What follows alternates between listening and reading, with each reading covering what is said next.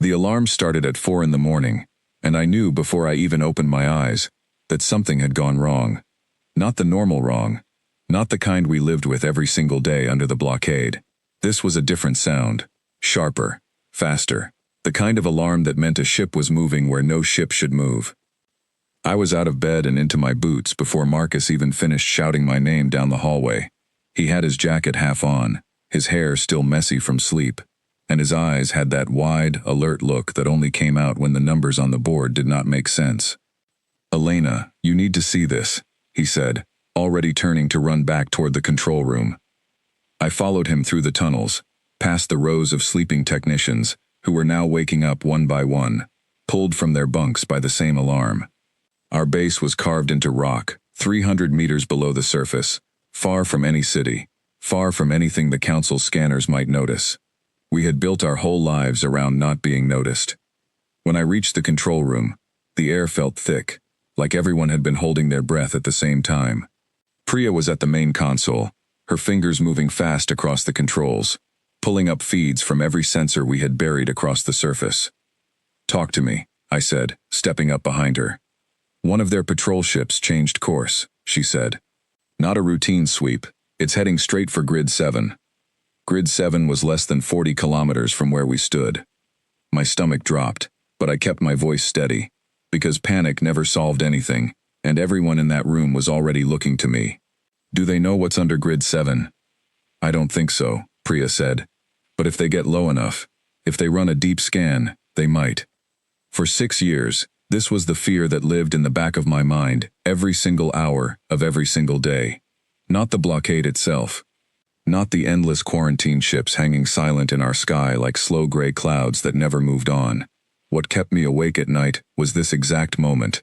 The moment when one wrong flight path could end everything we had worked for. The council called it containment. That was their polite word for it. They had drawn a ring of warships around our entire solar system, powerful enough that nothing could leave, nothing could arrive, and nothing could hide from their patrols, or so they believed. For 6 years, humanity had lived inside that ring, like an animal in a cage that had been dressed up to look like a peaceful arrangement. We were rationed.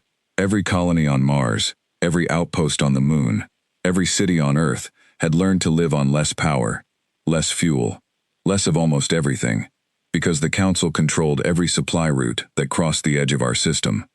They smiled when they said it was for our own protection. They smiled when they said humanity had been a danger to galactic peace and needed to be restrained. They smiled in every single broadcast, because smiling costs nothing when you are the one holding all the power. And we smiled back, because that is what you do when you are the one with none. But smiling is not the same as surrendering. It never was. "Bring up the shielding," I said. "Full depth, right now." Daniel, one of our engineers, was already moving toward the deep controls before I finished speaking. Our base was not just hidden. It was wrapped in layers of interference generators, designed to make even a direct scan look like nothing more than mineral deposits and old rock. We had tested it 100 times against simulated patrol sweeps. We had never tested it against a real one flying this close. "Ship is descending," Priya said, her voice tight now. "Altitude dropping fast." On the main screen, a small red marker crept lower and lower over the map of our region, sliding toward the mountain range above our heads. I watched the numbers change, my heart pounding in a rhythm that matched every degree of altitude the ship lost. "If they scan Grid 7 directly," Daniel said quietly, "the shielding buys us maybe 40 seconds before their systems flag something unusual." 40 seconds was nothing. 40 seconds was barely enough time to breathe. "Then we make sure there's nothing unusual to flag," I said. I moved to the secondary console and began shutting down every non-essential system across the lower levels, cutting power draw to the absolute minimum, hoping it would be enough to keep our signature buried under the noise of the mountain itself. Around me, the room fell into a strange kind of quiet, the kind where nobody speaks because speaking might somehow make things worse, even though everyone knows that makes no logical sense at all. The red marker stopped descending. For a moment, nobody in that room moved. "It's holding position," Priya said, her voice barely above a whisper, like the ship might hear her through the rock if she spoke too loudly. "Altitude steady. It's just sitting there." I stared at the screen. waiting for the marker to drop again, waiting for the moment our years of careful, quiet work would come undone, because of one patrol ship taking a slightly unusual path on an ordinary night. My hands were steady on the console, but inside, every part of me was braced for the alarms to change tone, for the shields to fail, for the Council's forces to descend on us the way they had descended on every other resistance effort in the early years of the blockade. Then, slowly, the marker began to rise. "They're pulling back up," Priya said, climbing, setting a new course. Nobody cheered. Nobody spoke at all for almost a full minute. We simply watched the marker climb back into its patrol lane, watched it fold back into the slow, endless loop that the Council's ships had flown above our world for 6 long years. Whatever had drawn that ship lower, curiosity, a sensor glitch, boredom, we would probably never know.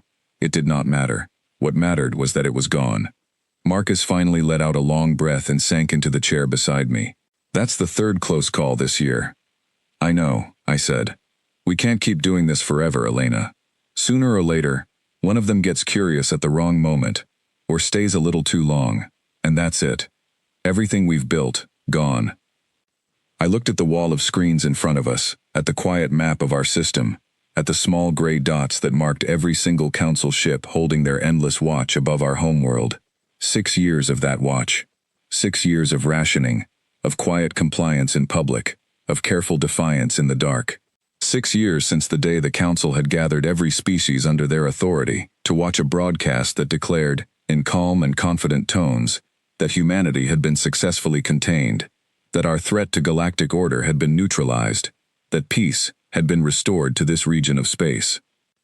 I remembered exactly where I was standing when that broadcast played. I remembered the tight, furious silence that filled every control room across Earth, as we listened to beings who had never once set foot on our world describe us as a problem that had finally been solved. They had no idea what problem actually looked like. "We're not doing this forever," I told Marcus, and I meant it with every part of me. "We're close. You know we're close." He looked at me for a long moment, then nodded, though I could see the exhaustion behind his eyes.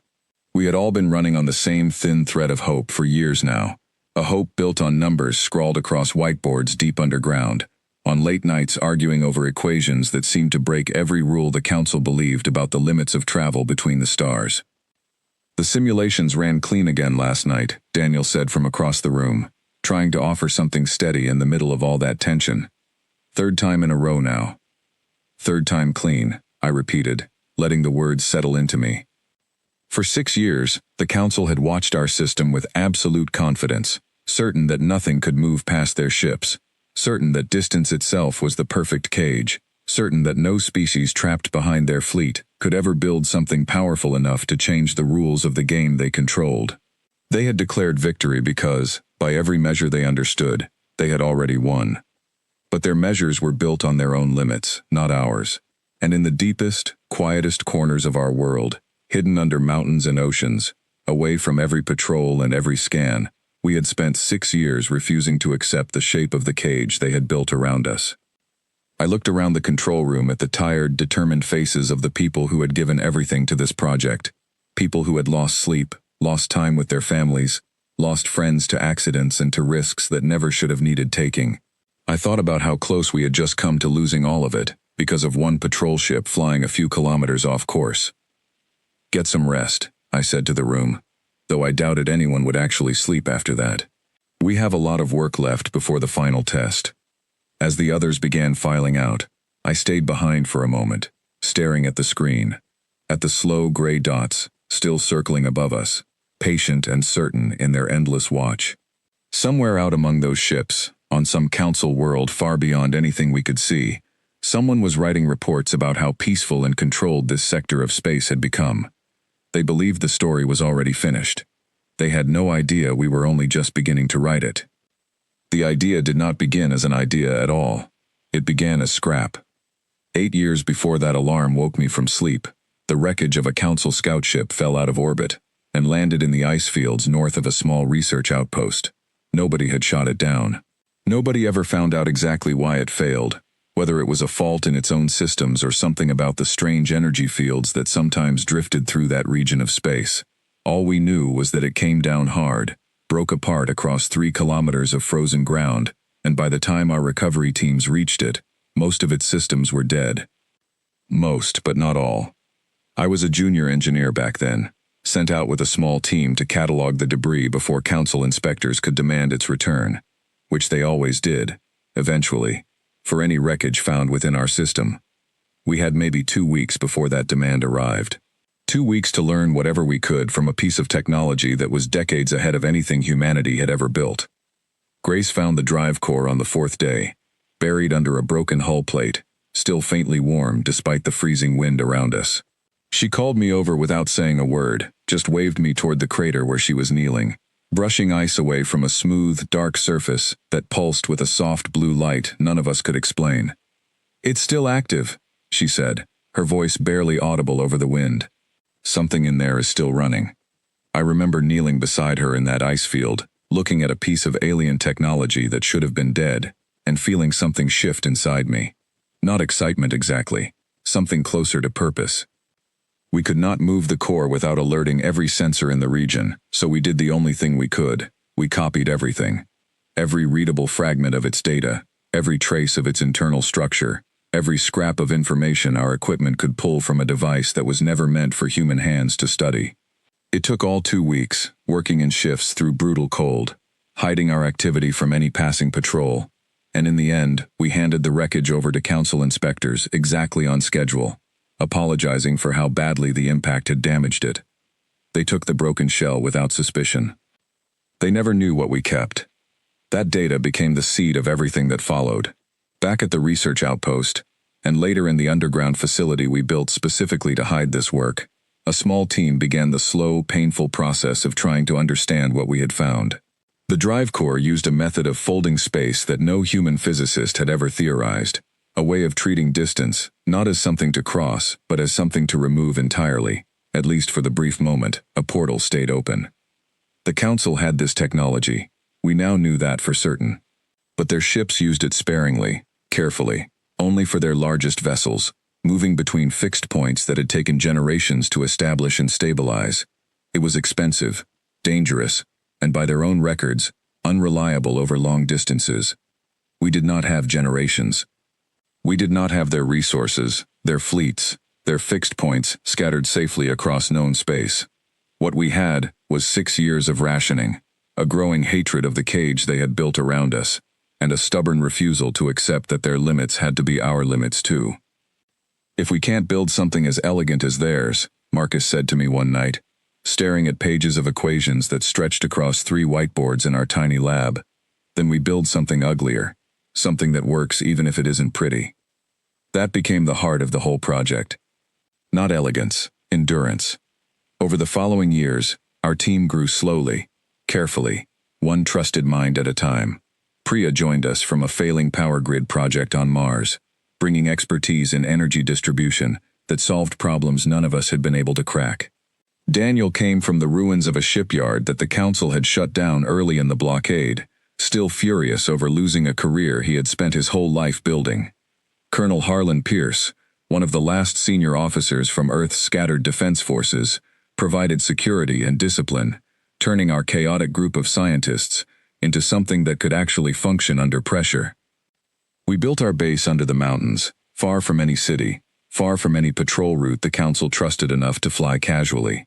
We stole power in small amounts from grids across 3 continents, careful never to draw enough attention that anyone might ask why certain regions used slightly more energy than their population could explain. We recruited engineers from failed projects, scientists forced into early retirement, anyone brilliant enough to help and desperate enough to risk everything for a chance at something more than quiet surrender. It was not fast work. It was not clean work either. Our first 3 attempts at generating a stable field ended in failure, and one of those failures cost us dearly. Ingrid, one of our best physicists, was working the night shift when an unstable energy surge tore through the containment chamber. The damage was severe enough that we lost her, along with 2 others on her team, and for weeks afterward, the entire base moved through its work in a heavy, grieving silence. I remember standing in the small room we used for memorials, looking at 3 photographs pinned to a plain gray wall, and wondering if any of this was worth what it kept costing us. Marcus found me there, hours after everyone else had gone back to their bunks. "You want to stop?" he asked quietly. I looked at him for a long moment before answering. "No. I want to make sure this never happens again. That's different." We rebuilt the containment systems from scratch after that, adding layers of safety that slowed our progress but never again put a life directly at risk during testing. It cost us months, but nobody complained about the delay. Nobody wanted another wall with more photographs on it. Alongside the physical dangers, there was always the other danger, quieter but just as constant. Twice during those years, Council inspection teams requested access to regions near our facility, following up on unusual energy readings their satellites had detected. Both times, we shut down every non-essential system, buried our signature under layers of interference, and waited in tense silence while inspectors walked the surface above us, completely unaware of what lay beneath their boots. The second inspection came far too close for comfort. An inspector named Vos Ta, one of the Council's more thorough investigators, spent nearly 6 hours combing through the mountain range directly above our main chamber, following energy traces that our own systems had failed to fully mask. I remember listening to updates from our surface watchers, my hands clenched so tightly around a data pad that my knuckles turned white, waiting to hear whether 6 years of careful hidden work was about to end because of one determined investigator with good instincts. Vos Ta eventually left, filing a report that attributed the readings to unusual mineral deposits in the region, a conclusion that saved us but one I never fully trusted as pure luck. Sometimes I wondered if some small part of that investigator suspected more than the report admitted, and simply chose, for reasons I would never know, to look away. Whatever the reason, we survived that inspection, and it pushed us to work even harder on hiding our presence from every sensor the Council trusted. The breakthrough that mattered most came not from a moment of brilliant inspiration, but from months of grinding, repetitive work that Priya led almost entirely on her own. The alien drive core generated its field using enormous, concentrated bursts of energy, more than any single source we controlled could safely produce.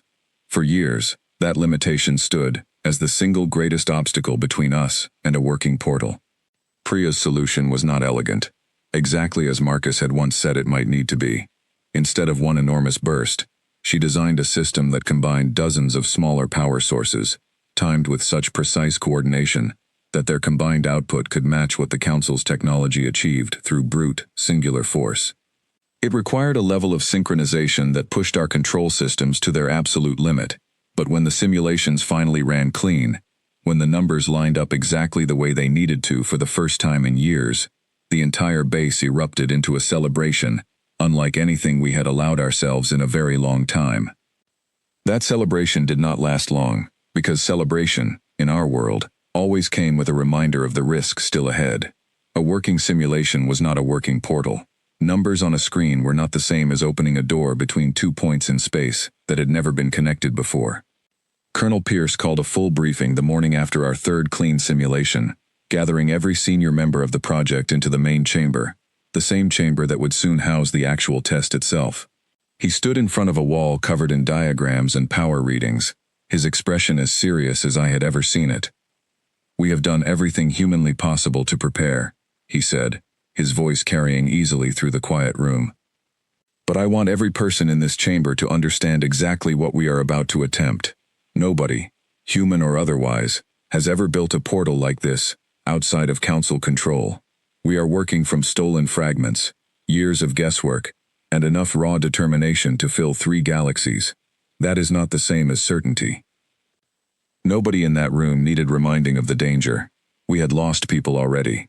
We had come within hours, sometimes minutes, of losing everything to a curious patrol or a thorough inspector. And yet, when Pierce asked if anyone wanted to step back before the final test, not a single hand rose. I looked around that chamber at the faces of people who had given years of their lives to this project, people who had buried friends, hidden from the very ships meant to control them, and rebuilt their work from nothing more than scrap and stubbornness. I thought about the blockade, about the Council's broadcast declaring victory, about every ship still circling silently above our world. "Then we finish what we started," I said, "set the date." Marcus, standing beside the main console, allowed himself the first real smile I had seen from him in weeks. 3 days, he said. Give the final systems time for one last check, and then we find out if all of this was worth it.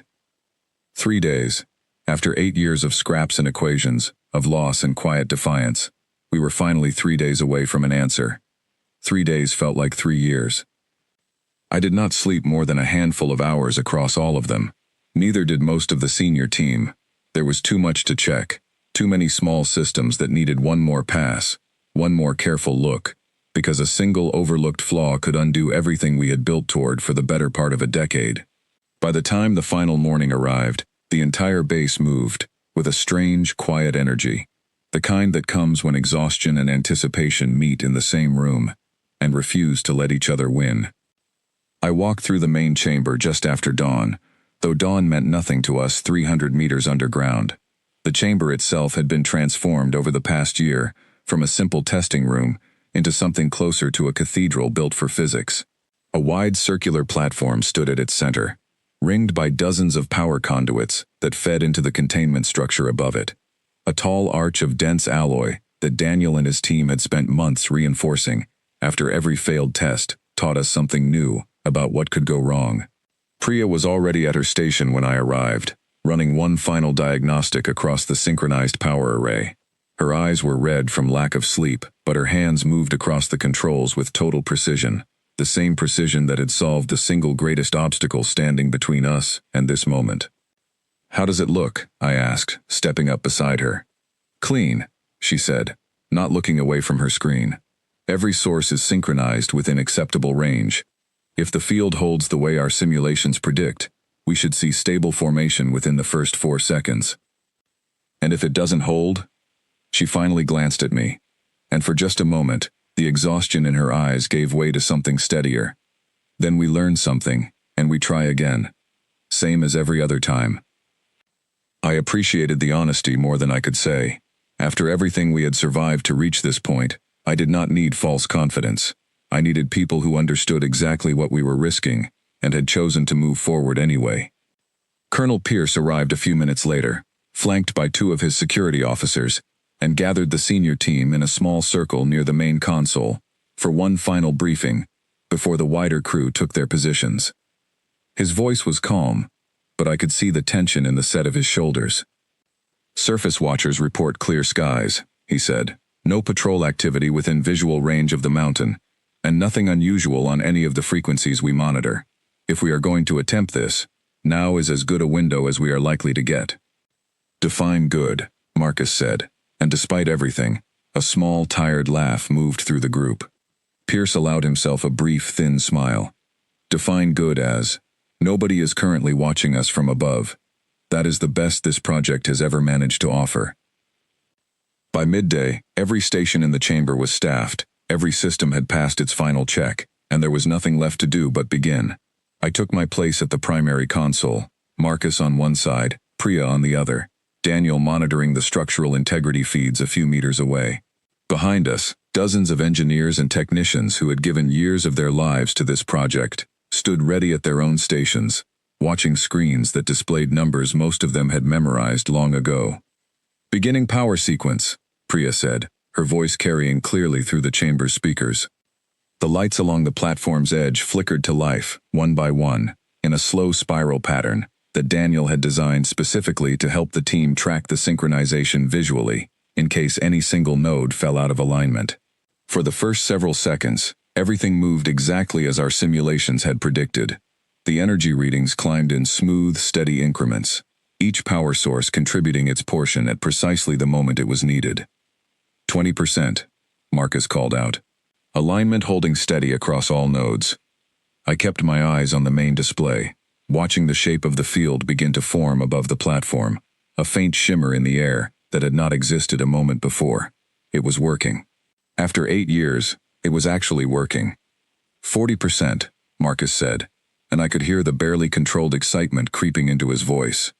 Then Daniel's console let out a sharp, unpleasant tone that cut through the steady hum of the chamber. "Structural stress spiking on the containment arch," he said, his voice suddenly tight. "Something's pulling more power than it should." "Which node?" Priya asked, already scanning her own readings. "Not a node," Daniel said. "It's the arch itself." The alloy is absorbing more of the field's output than our models predicted. If this keeps climbing, we're looking at a structural failure before we even reach 60%. My stomach twisted into a hard knot. A structural failure at this stage would not simply end the test. It could tear the containment chamber apart, and with it, everyone standing inside. Options, I said, keeping my voice as level as I could manage, even though every part of me wanted to scream for an immediate shutdown. Full shutdown, Pierce said immediately. We stop now, and we come back to this another day. If we shut down mid-sequence, Priya said quickly, the collapsing field could cause the exact same failure we're trying to avoid.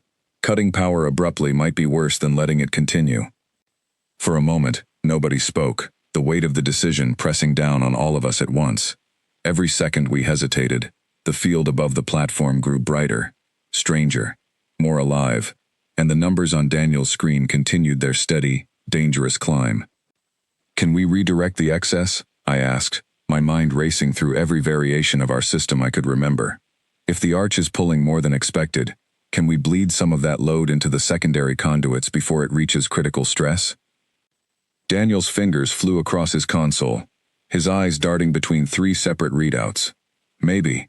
It would mean manually rerouting power in real time, which our automated systems were never designed to do mid-sequence. If I get it wrong, I could overload the secondary conduits instead. Then don't get it wrong, Marcus said, and there was no humor in his voice this time, only steady, focused determination. Do it, I said. Redirect now. Daniel's hands moved with a speed and precision I had rarely seen from him, even during our most intense simulations. Lines of data scrolled past faster than I could follow, and across the chamber, I could see other technicians holding their breath, watching the arch above the platform glow brighter, straining under a pressure none of us had fully anticipated. Rerouting, Daniel said, his voice tight with concentration. 50%. 55. The tone from his console shifted, the sharp warning sound softening slightly, though it did not disappear entirely.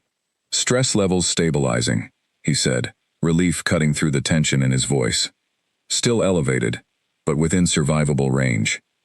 The secondary conduits are absorbing the excess. I let out a breath I had not realized I was holding. 60%, Priya said, watching her own readings climb steadily now, the earlier crisis fading into the background hum of a system pushed hard but holding together. Field formation is stabilizing. I'm seeing consistent structure across the entire aperture. Above the platform, the shimmer in the air had grown into something far more solid, a wide circle of shifting light that seemed to bend the space around it in ways that hurt to look at directly for too long. It was beautiful in a strange, unsettling way, like staring into the surface of water that reflected something other than the room around it. 70%, Marcus called out. Field is holding. I'm seeing stable readings across every monitored point.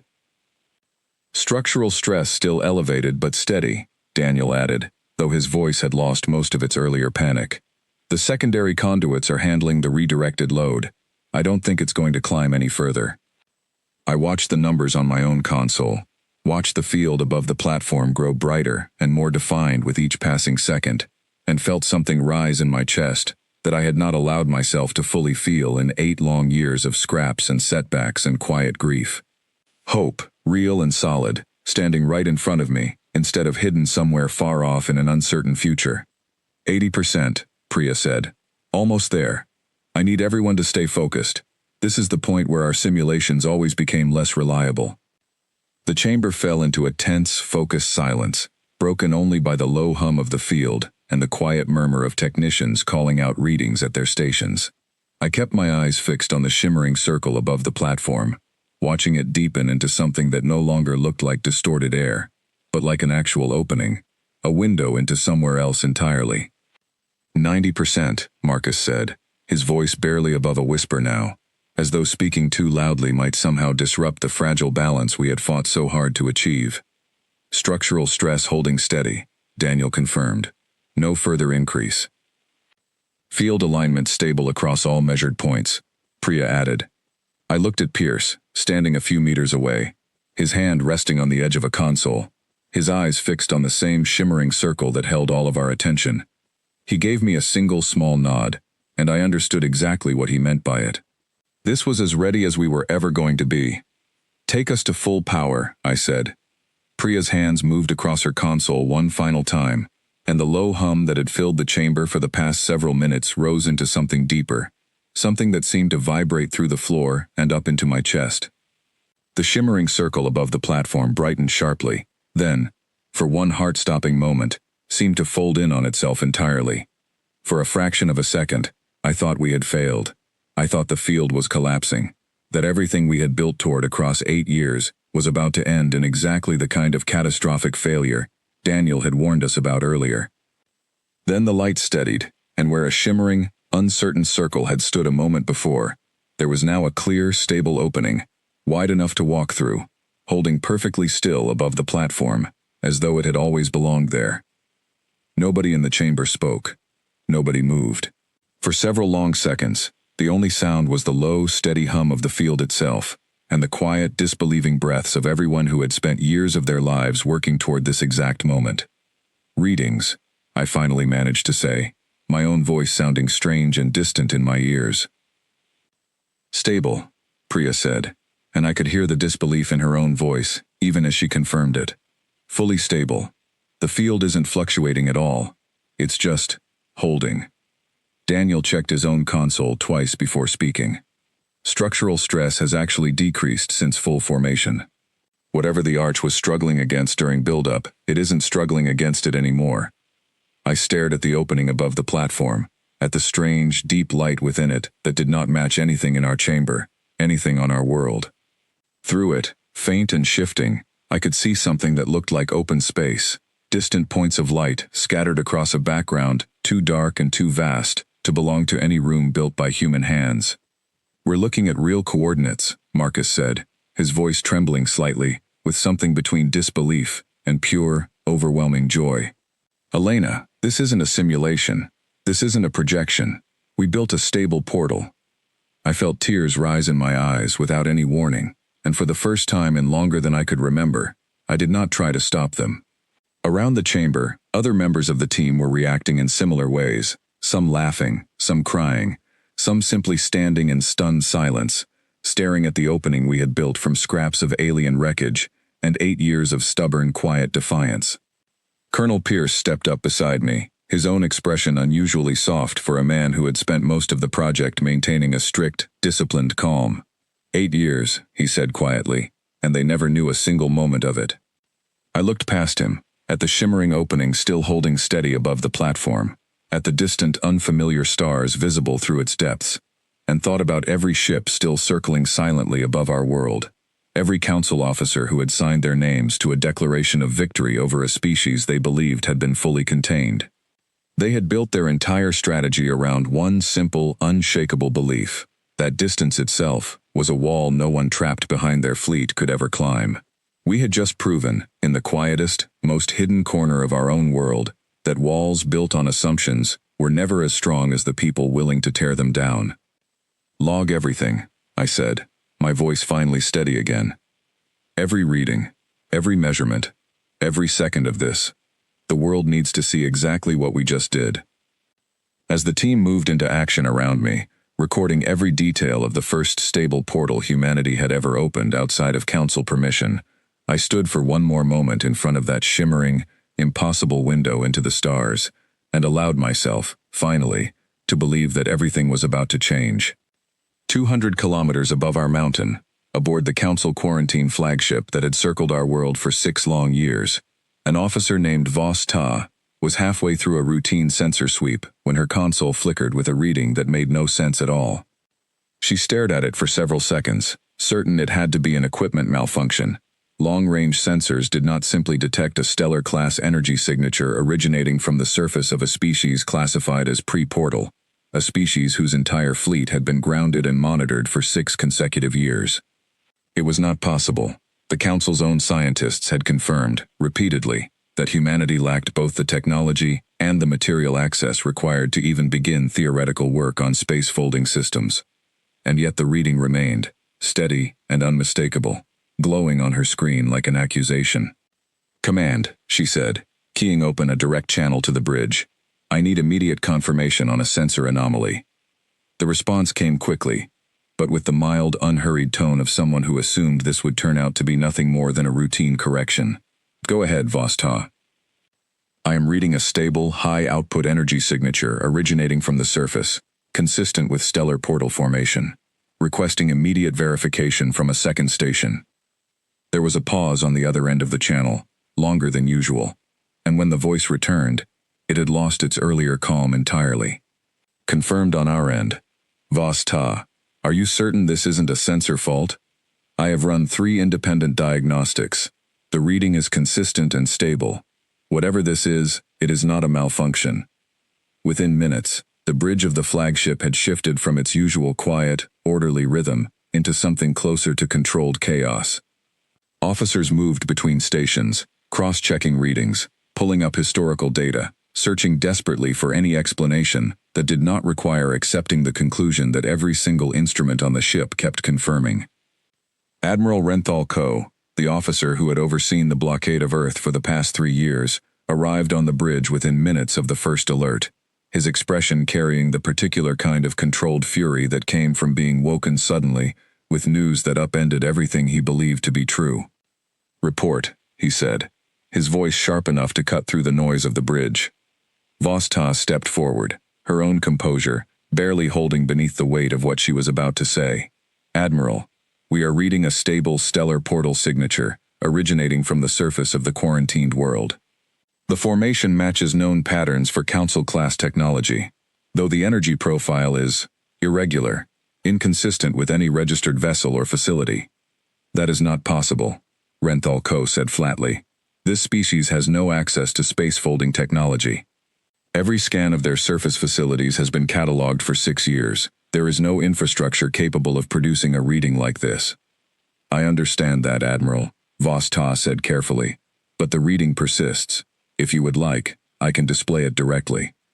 She pulled the data onto the main display without waiting for permission, and the entire bridge fell silent as the shimmering, unmistakable signature of a stable portal formation glowed across the screen, its point of origin marked clearly within the mountain range they had spent 6 years watching from orbit, without ever once suspecting what lay hidden beneath it. For a long moment, nobody on that bridge spoke at all.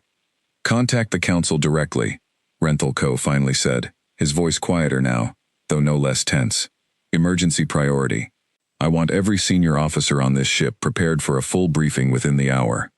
Across the wider Council network, word of the discovery spread, with the particular kind of speed reserved for information that threatened to unravel long-held assumptions. Within a day, an emergency session had been called, gathering representatives from every major species under Council authority into a single chamber to address what several of them were already calling an impossible development. I did not witness that session directly, of course. What I learned of it came later, through channels that opened only after everything had already changed, pieced together from officers willing to speak once the old order no longer held the same power over their silence. But even secondhand, the accounts painted a vivid picture of a body caught completely unprepared for a truth it had spent 6 years assuring itself could never exist. Councillor Baron Ashai, one of the more senior voices within the chamber, reportedly opened the session by demanding immediate confirmation from Council scientists that the reading from Earth was, in fact, genuine, and not some form of elaborate deception designed to provoke a reaction. When those scientists confirmed, after hours of independent analysis, that the signature was real, stable, and entirely consistent with an actual functioning portal, the chamber reportedly fell into an argument that lasted well into the following day. Some councillors, according to later accounts, refused outright to believe that a species they had contained so thoroughly could have developed technology the Council itself had spent centuries refining. Others understood immediately, with a clarity that apparently left them visibly shaken, exactly what this discovery meant for every strategic assumption their entire system of control depended upon. The blockade had never relied on overwhelming force alone. It relied, more fundamentally, on distance. On the simple, unshakable fact that no species trapped behind a ring of quarantine ships could ever cross the vast gulf of space required to reach anywhere that mattered, not without technology the Council carefully restricted and monitored across every world under its authority. Their entire strategy of contained expansion, of slow, controlled integration for species they deemed insufficiently developed, depended on that gulf, remaining impossible to cross without their permission. We had just proven, in the quietest, most hidden corner of our own world, that the gulf was no longer impossible at all. 3 days after that first alarm woke Vos Ta from her routine sweep, a delegation from the Council flagship requested emergency contact with representatives of Earth, a request that arrived through channels we had spent years assuming were closed to us entirely. I was present in the room when that request came through, standing beside Colonel Pierce and a small group of officials who had, in the days since our successful test, begun the delicate process of deciding exactly how much of our capability the wider world should reveal. "They want to talk," Pierce said, reading the message twice, before looking up at the room. "Formally, an official diplomatic channel, requesting explanation for what their sensors detected." "What do we tell them?" asked Grace, who had joined our small circle of decision-makers in the days following the successful test, her expertise in the original wreckage recovery, giving her a natural place among those shaping our next steps. I thought about the question for a long moment before answering, aware of exactly how much weight the next choice would carry.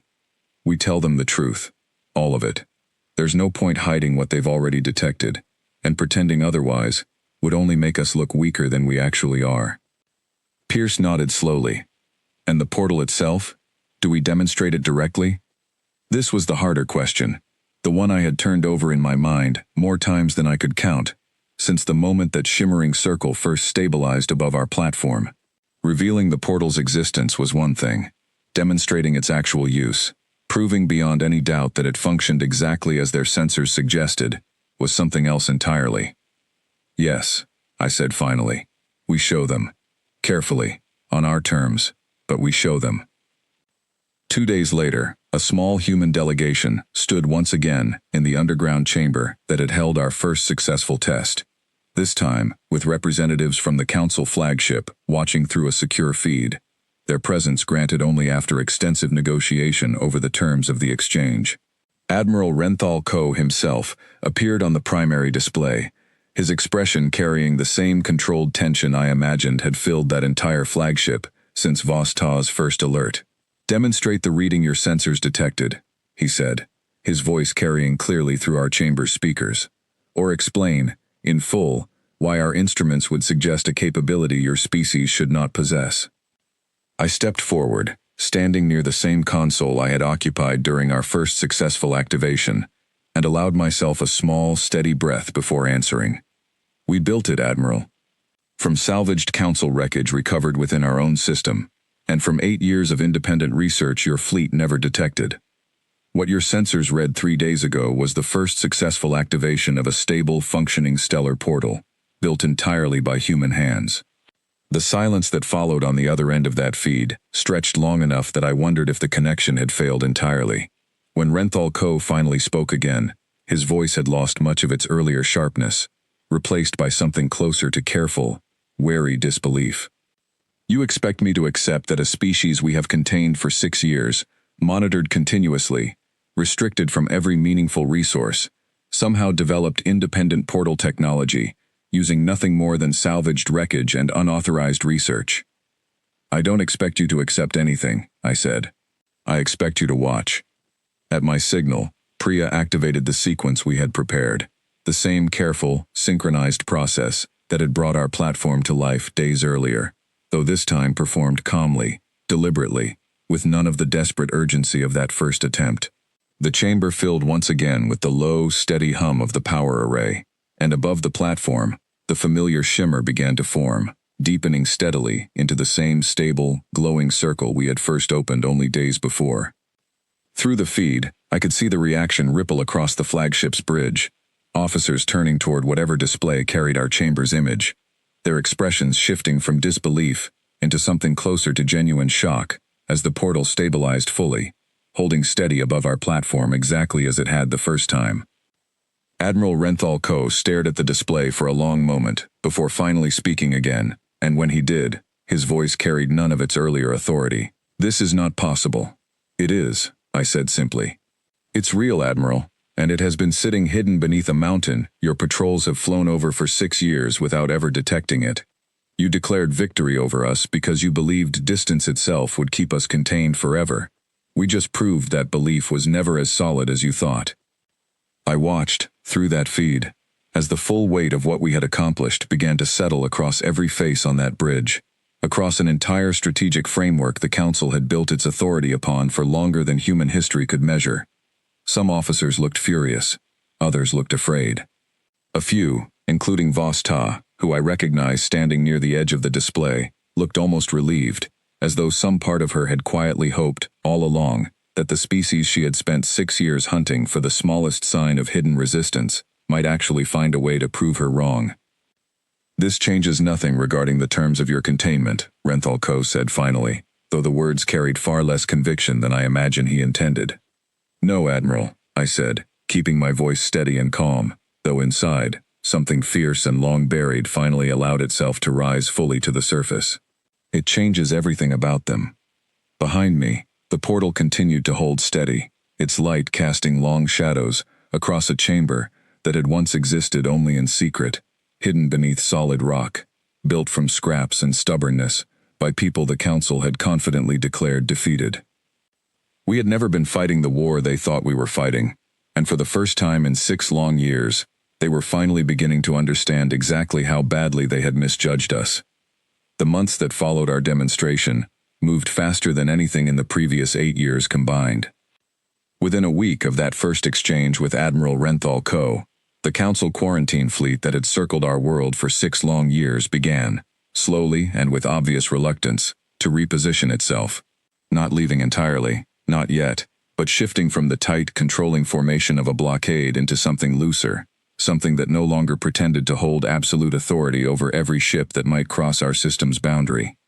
They could not maintain a meaningful blockade against a species that no longer needed their travel lanes to reach the rest of known space. That single, simple fact undid 6 years of careful, patient control almost overnight. Distance had been their leverage, their unspoken weapon, the quiet certainty beneath every rationed shipment and every restricted resource. Once that certainty disappeared, so did most of their ability to enforce anything at all. I remember standing in our main chamber, watching live sensor feeds as the flagship that had anchored the blockade for years finally began its slow retreat toward the edge of our system, and feeling something settle in my chest that I had not expected. Not triumph exactly, though there was plenty of that too. Something closer to release, like a held breath finally allowed to escape after far too long. "They're actually leaving," Marcus said beside me, his voice carrying quiet disbelief, even after everything we had already accomplished. "Some of them," I said, "not all, and not because they want to." He nodded slowly, understanding exactly what I meant. The Council did not surrender easily, and their retreat from direct control over our system did not come from any sudden change of heart regarding humanity's place among the galaxy's species. It came from pure, practical necessity. A blockade only works when the ones inside it have no other option. We had just proven, decisively and publicly, that we did. News of what we had built spread quickly across every world within Council authority, carried by traders, by officials, by the endless network of communication that connected species who had spent generations living under the same careful hierarchy of galactic power.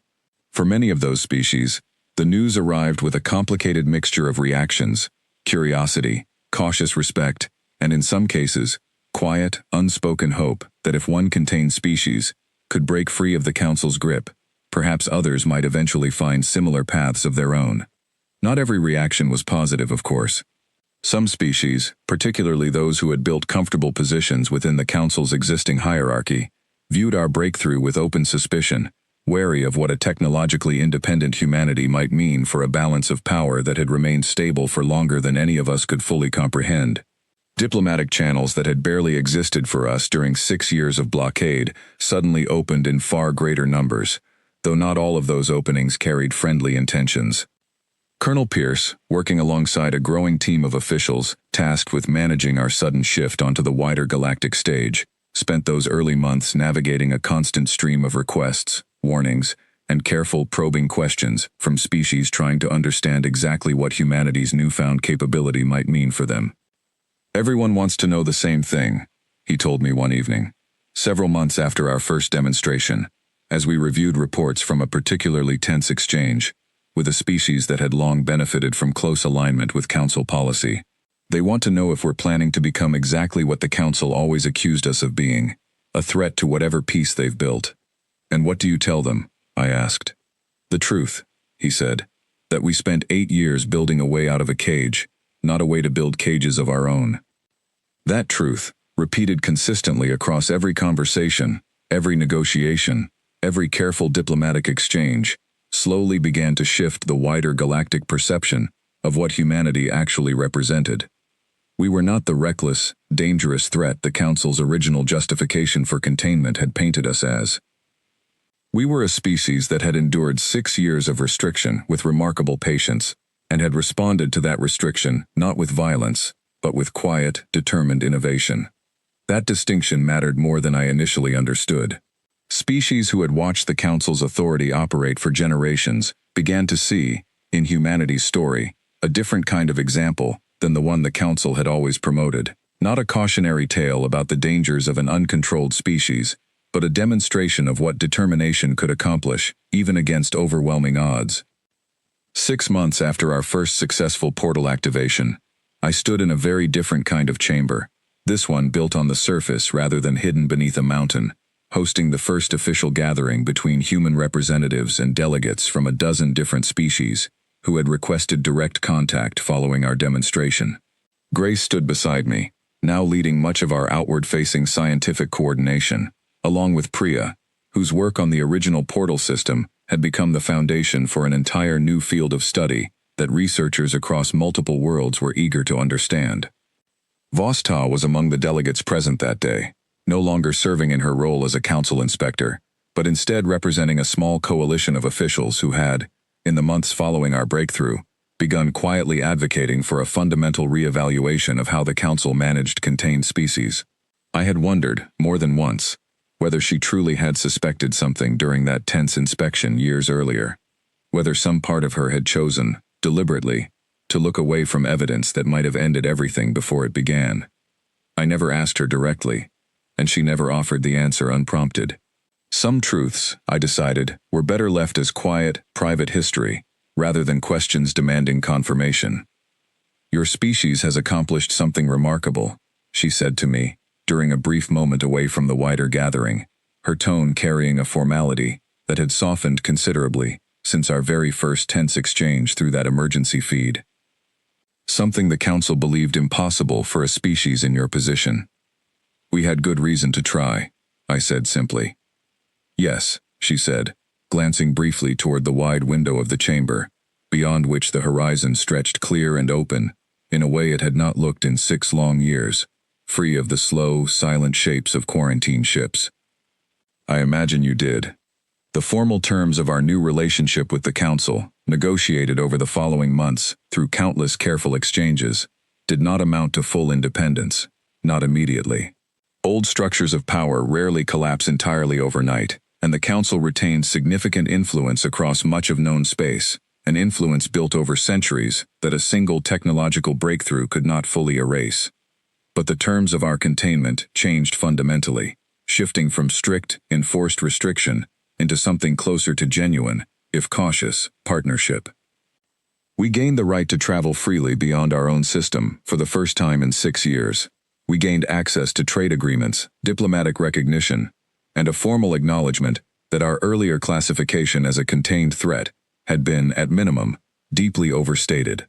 It was not everything we might have eventually wanted, but it was more freedom than most of us had genuinely believed we would live to see when this project first began, as nothing more than fragments recovered from broken wreckage in an icy field.